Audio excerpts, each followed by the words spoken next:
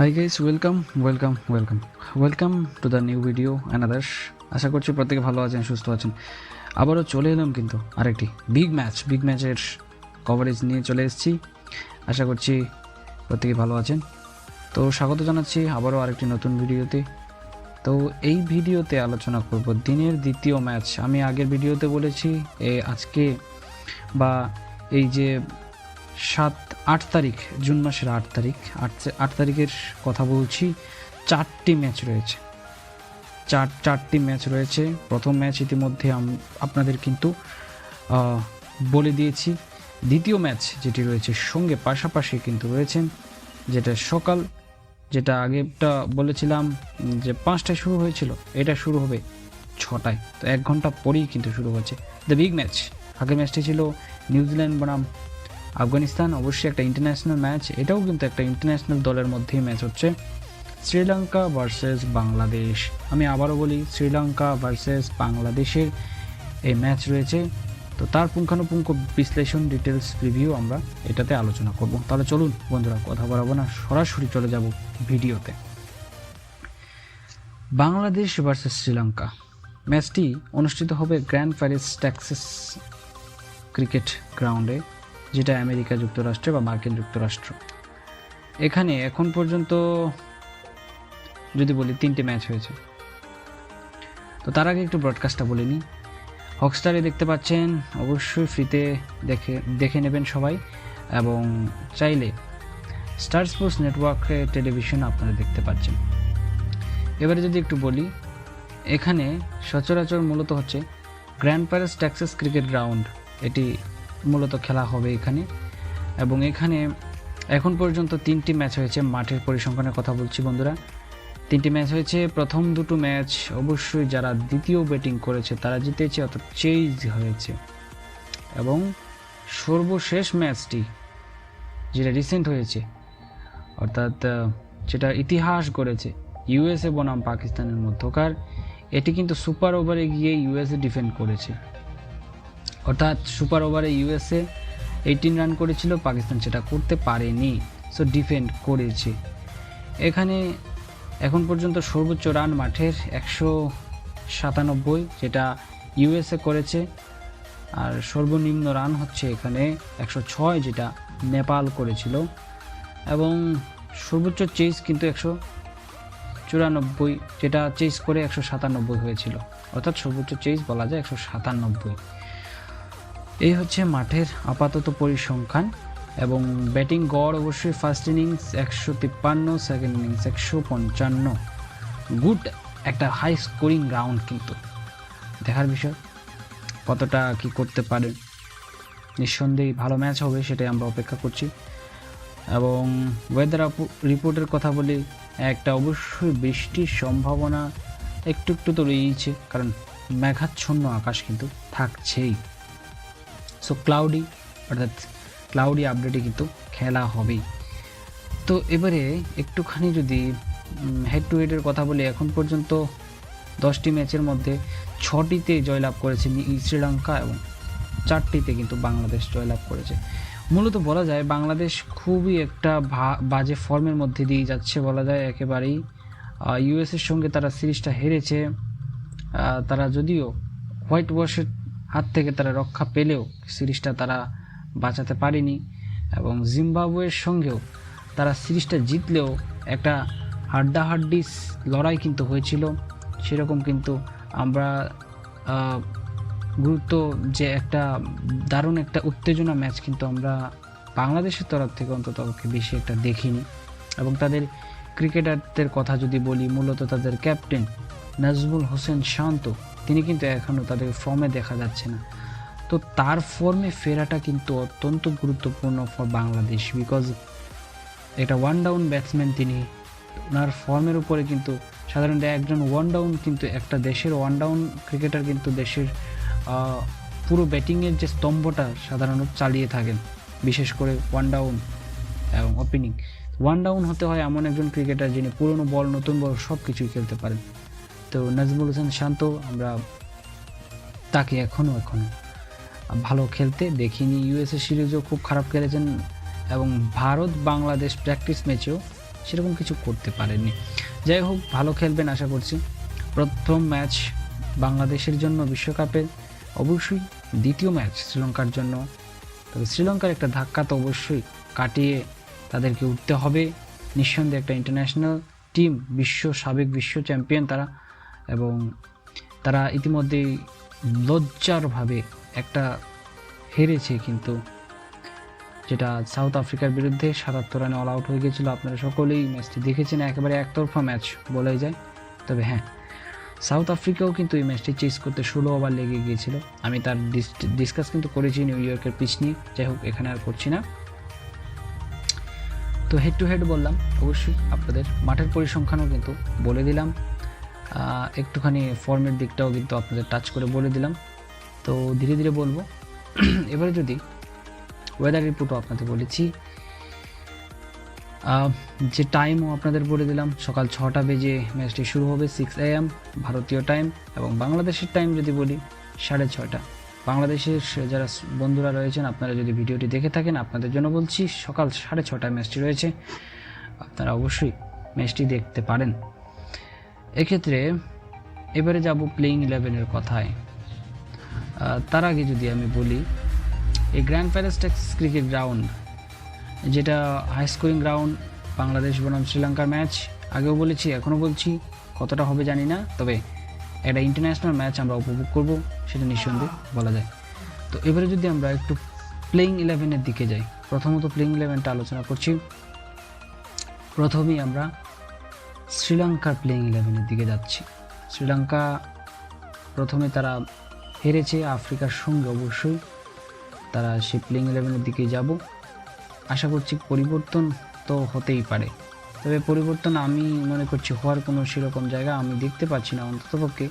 তবে হ্যাঁ, পরিবর্তন হলেও হতে পারে, আবার নাও হতে পারে।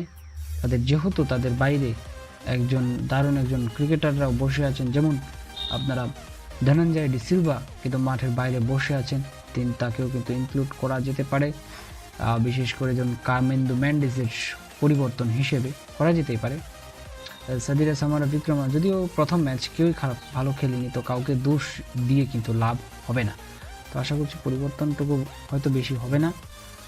এবং তো বিশেষ করে তাদের হাসারাঙ্গা, অর্থাৎ ওয়ানেন্দু হাসারাঙ্গার নেতৃত্বে তাদের দল কিন্তু সাম্প্রতিককালে খুব ভালো খেলছে, এবং বিশেষ করে একটা ভালো অলরাউন্ডারের দিকে কিন্তু এগিয়ে যাচ্ছেন সে বিশ্ববিখ্যাত অলরাউন্ডার ওয়ানেন্দু হাসারাঙ্গা।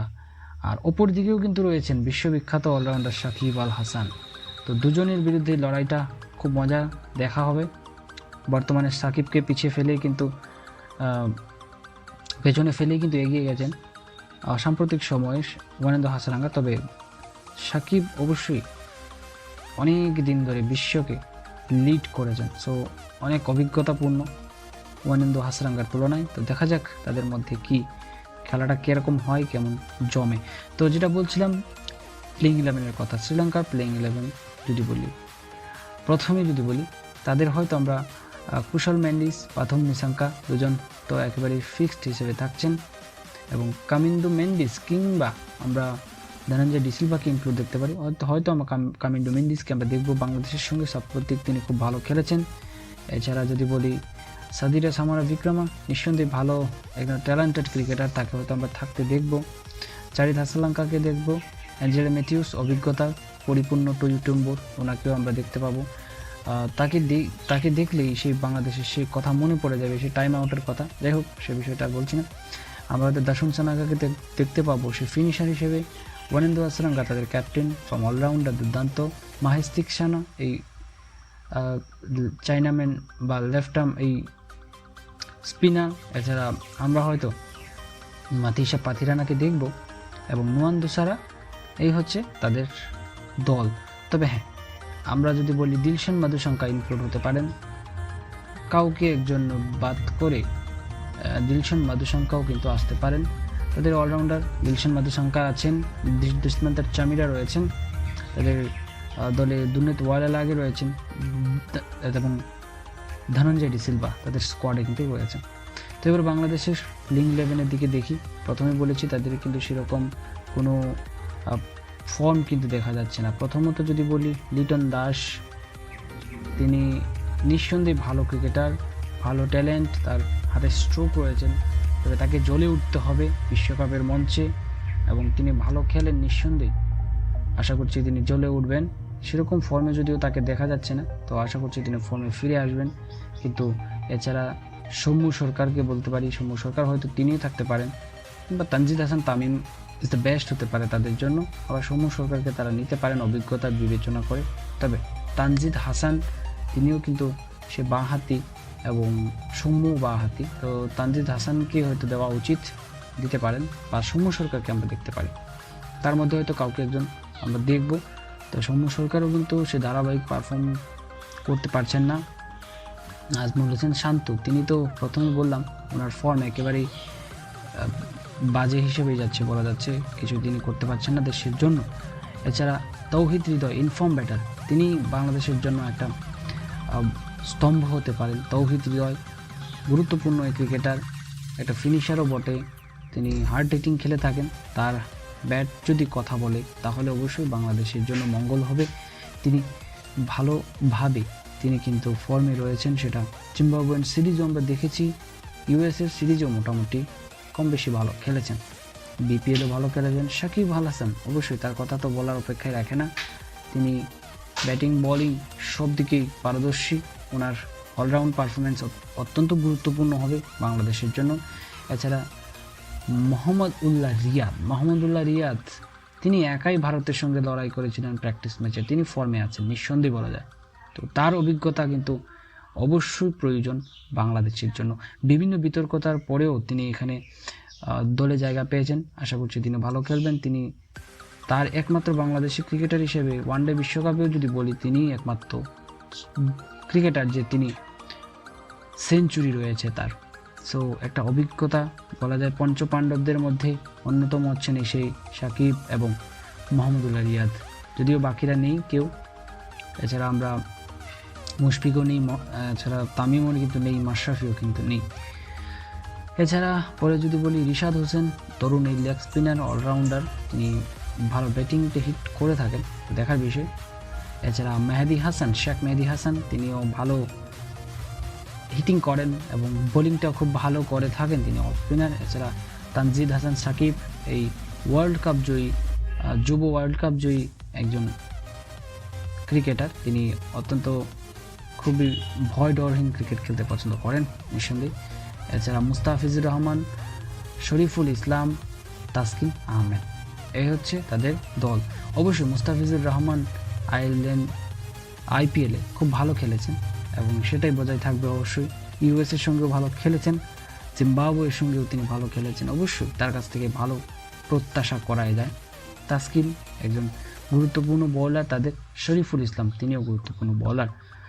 এছাড়া বাইরে রয়েছেন অবশ্যই তানজিদ হাসান তামিমের কথা বলেছি, তিনি ইনক্লুড হতে পারেন।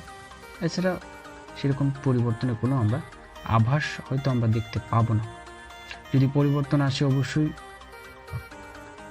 দেখতে পাবো যে তানজিদ হাসান তামিম অথবা এর সঙ্গে সৌম্য সরকার, দুজনের মধ্যে পরিবর্তন হবে। আর একটা হতে পারে তানজিদ হাসান সাকিবের সঙ্গে আমরা তানভীর ইসলাম কিংবা বাইরের যারা আছেন তাদের মধ্যে কেউ পরিবর্তন হতে পারে। তো চলুন এবারে দেখে নিই চট করে যে মাঠের দায়িত্বে কারা থাকছেন এই ম্যাচের মাঠে, বা আম্পায়ারের দায়িত্বে কাদেরকে আমরা দেখতে পাবো। যদি বলি অবশ্যই আম্পায়ার পল রাইফেল থাকছেন এবং মাইকেল গফ, একজন অস্ট্রেলিয়ান এবং একজন ইংল্যান্ডের, দুজন আম্পায়ারই তো বিদেশি, তারা থাকছেন মাঠের আম্পায়ার হিসেবে। থার্ড আম্পায়ার হিসেবে আমরা যেটা এলাহিদিন পালকার ফ্রম সাউথ আফ্রিকান, যেটা এই ঐতিহাসিক ম্যাচের সাক্ষী পাকিস্তান বনাম ইউএসএ অর্থাৎ আমেরিকার মধ্যে যে ঐতিহাসিক ম্যাচ ছিল সেই সাক্ষীর আম্পায়ার তারাই থাকছেন। তারা তিনজনই কিন্তু ছিলেন ওই ম্যাচের আম্পায়ারিংয়ে, এবং রেফারি হিসেবে জেফ ক্রো তিনি থাকছেন, যদিও রেফারিটা একটু চেঞ্জ হয়েছে। যাই হোক, আশা করছি সব কিছুই ঠিক থাকবে। তো এই হচ্ছে পুঙ্খানুপুঙ্খ তথ্য আপনাদের জন্য তুলে ধরলাম। আশা করছি ভিডিওটি ভালো লেগেছে। তো ভালো লাগলে একটি লাইক, একটি কমেন্ট অবশ্যই করবেন, আপনার মতামত জানাতে পারেন এবং কাকে আপনারা সাপোর্ট করছেন সেটাও আপনারা জানাতে পারেন। তো ভিডিও এখানে শেষ করছি, আশা করছি আপনাদের ভালো লাগবে। তো এরকম আরও নিত্য নতুন ভিডিও পেতে গেলে আমাদের চ্যানেলটিকে সাবস্ক্রাইব করে পাশে থাকবেন। তো দেখা হচ্ছে বা কথা হচ্ছে খুব শীঘ্রই আরেকটি নতুন ভিডিওতে।